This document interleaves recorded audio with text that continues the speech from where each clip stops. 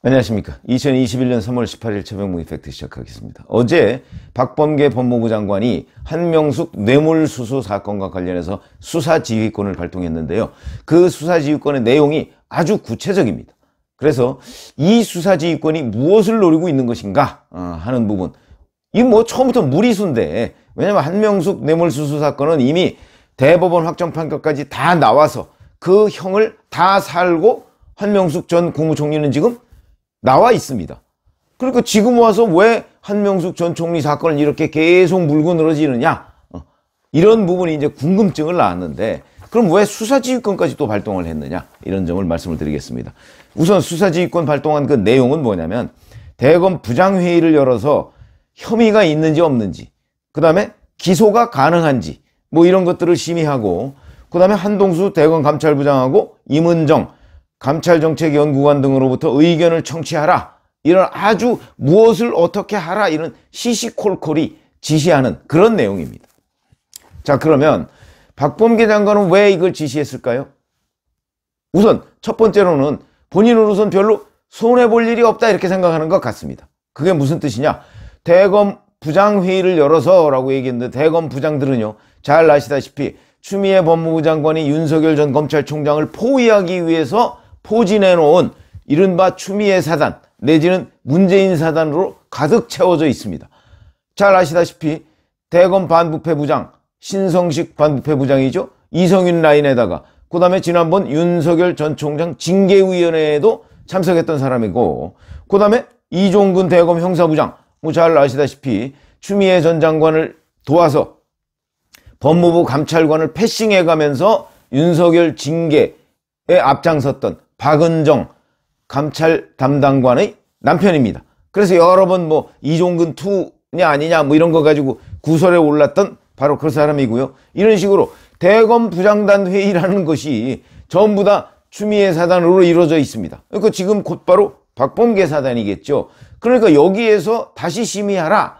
물론 이 심의를 주재하는 사람은 조남관 총장 직무대행이지만, 조남관 직무대행은 비교적 합리적 의사결정을 하는 사람으로 알려져 있죠. 그러나 부장회의를 열어서 결정하라고 그러는데, 부장들이 전부 다 만약에 이거 뭐야, 이거 한명숙 사건 이거 기소해야 됩니다 라고 주장할 때, 조남관 총장 직무대행이 혼자 우겨서 이게 될 일인가, 이런 부분이 이제 있습니다. 그러니까 박범계 장관으로서는 절차상 문제가 있다고 해서 이것을 다시 논의해봐라 부장회의에서, 이렇게 얘기한 거죠. 근데 만약에 본인의 기대는 아마 부장회의에서 한명숙 그 뇌물수수 의혹 사건에 관해서 무혐의 처분한 것이 뒤집어져서 관련 검사들 기소를 하게 된다면, 이러면 이제 한명숙 뇌물수수 혐의에 대한 재심 청구 뭐 이것이 혹시 가능할 수 있겠다, 이런 기대를 할 수도 있겠고, 그렇지 않고 부장회의에서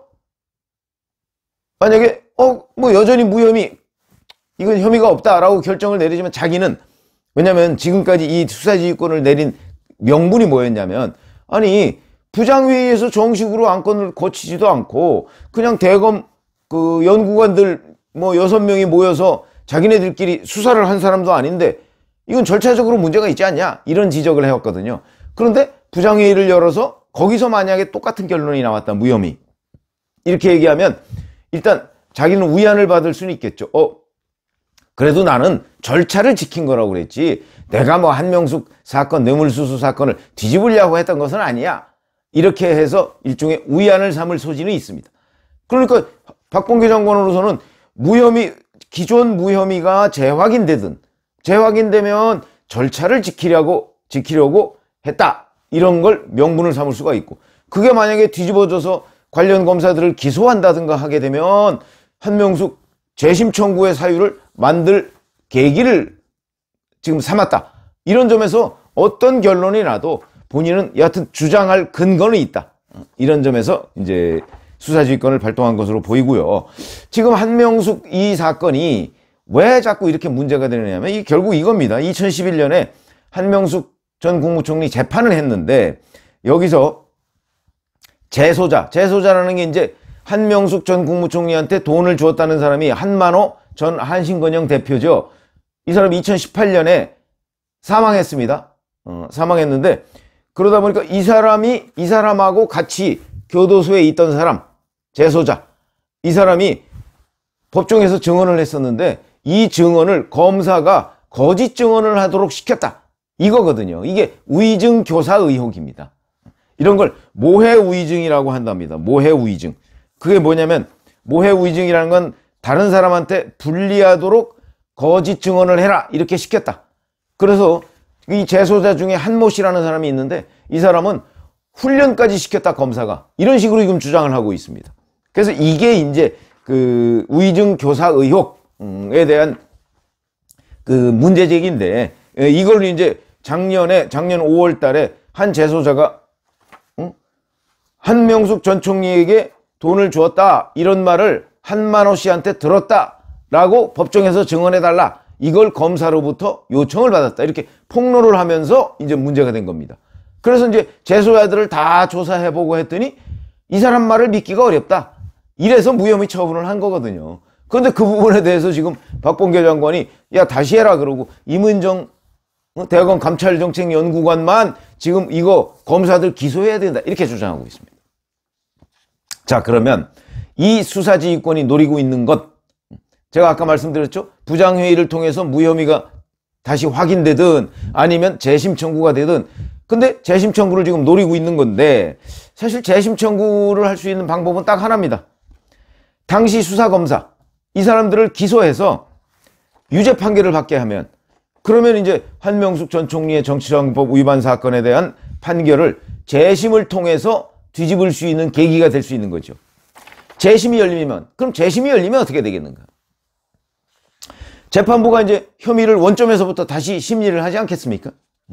그러면 아까 제가 말씀드렸죠. 한만호 씨가 지금 숨진 상태입니다. 그러다 보니까 결국은 과거 수사 기록을 보고서 재판을 할 수밖에 없습니다. 그러면 과연 이걸 뒤집을 수가 있을까? 왜 그러냐?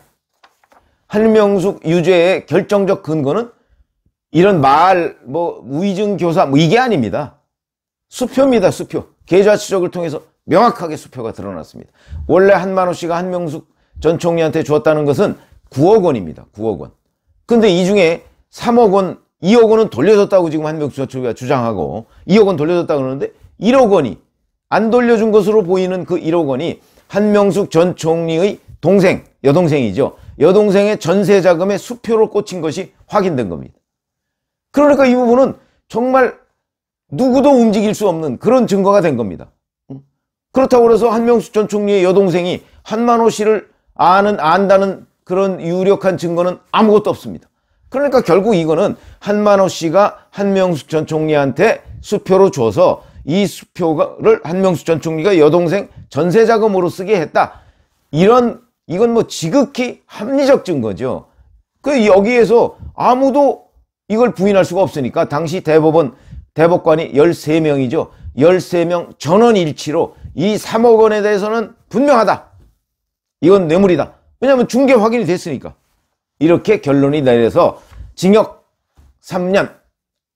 그래서 3년을 다 살고 나왔습니다. 징역 3년을. 자 그러면 9억 원을 줬다고 했으니까 나머지 6억 원은 어떻게 된 것이냐. 이런 부분이 있는데 이 6억 원은요. 6억 원에 대해서도 대법관 13명 중에 8명이 유죄입니다. 그래 그 6억 원도 인정된다 이거고 무죄라는 건 5명입니다. 그럼 이 무죄라는 사람들은 뭐냐? 아니 증거 줬다 이런 증거가 한만호 씨 진술밖에 없다. 다른 증거가 없다 이겁니다.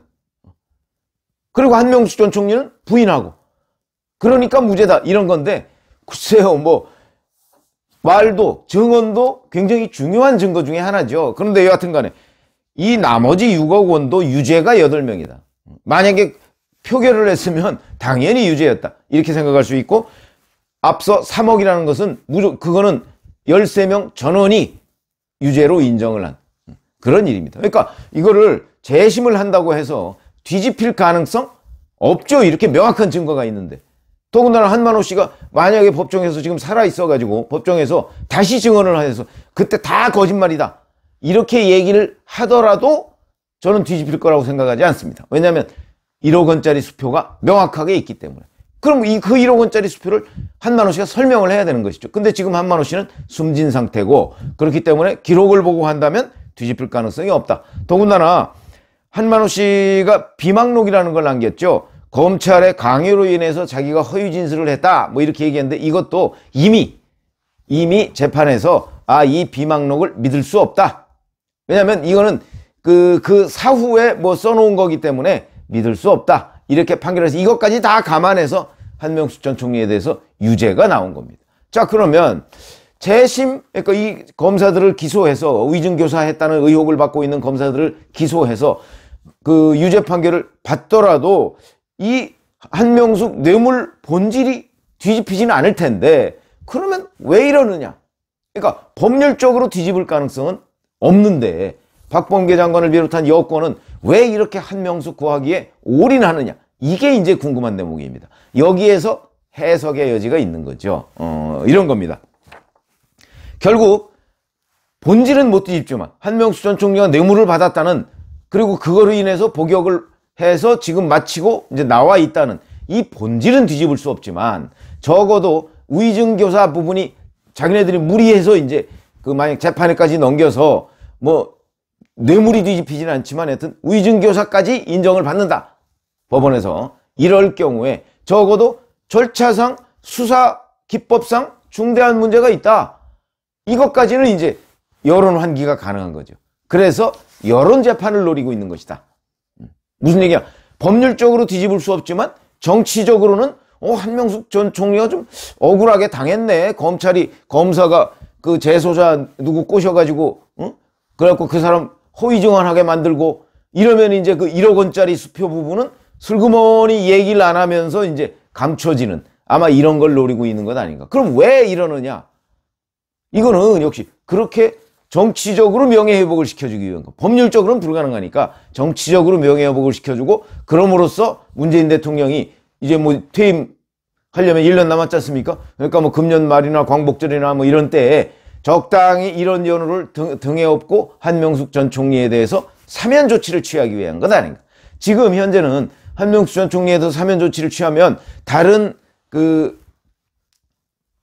혐의자들하고 형평성 문제가 있지 않습니까? 이 정권은 계속해서 정치인에 대한 사면 하지 않는다, 뭐 이런, 그걸 굉장히 자랑스럽다는 식으로 얘기를 해왔는데, 만약에 한명숙 전 총리를 예외로 한다면 이 또한 비판의 소지가 있기 때문에 그것을 슬그머니 이런 식으로 어떤 검사들의 잘못 때문에 한명숙 전 총리가 억울한 측면이 좀 있다, 이걸 자꾸 홍보를 해서 한명숙 전 총리를 결국은 그 사면을 시켜주기 위한 것 아닌가, 이런 노림수가 있다, 이렇게 분석하는 것이 맞다고 봅니다. 근데 그러면 왜 지금 4월 보궐선거 이후에 이거 해도 되는데, 그거는 이제 공소시효 문제가 있기 때문에. 그래서 공소시효에 쫓겨서, 공소시효가 뭐 22일이라는 설도 있고 이미 지났다는 설도 있습니다. 그러나 어쨌든 간에 22일이라고 지금 주장을 하고 있습니다. 박범계 법무부 장관 등 여권에서는. 그러니까 22일 전에 어떤 식으로든 한명숙 전 총리한테 그 여론 분위기가 좀 좋도록 유도하기 위한 것인데, 글쎄요, 제가 보기에는 뭐 좋아질 일은 없을 것 같습니다. 오늘 조남관 총장 직무대행이 이 문제에 관해서 부장회의를 열 텐데, 만약에 부장들이 이거 검사들 기소합시다 라고 얘기를 하더라도 정말 조남관 총장 직무대행이 아니야, 이거는 이렇게 보면 안 돼 라고 해서 본인의 합리성 내지는 정확하게 본인의 소신을 굽히지 않을 때는 또 기소 안 할 수도 있습니다. 그러니까 조남관 총장 직무대행이 오늘 결정하는 데 달려있지만, 조남관 대행이 뭐 부장회의 열었다고 해서 부장이 다수의 의견을 꼭 들으라는 법은 없는 거니까. 왜냐하면 이미 여러 차례 검토를 한 끝에 내린 무혐의 결정입니다. 거기에 조남관 대행도 동의했습니다. 그렇기 때문에 오늘 부장들 의견과 조남관 대행의 최종 결정, 이것이 남아있기는 합니다만은, 제가 말씀드린 얘기는 왜 수사지휘권을 발동했을까, 그리고 수사지휘권을 발동해서 박범계 장관의 기대대로 일이 흘러갔을 때는 무엇을 노리는 것일까, 이거를 말씀을 드렸습니다. 감사합니다.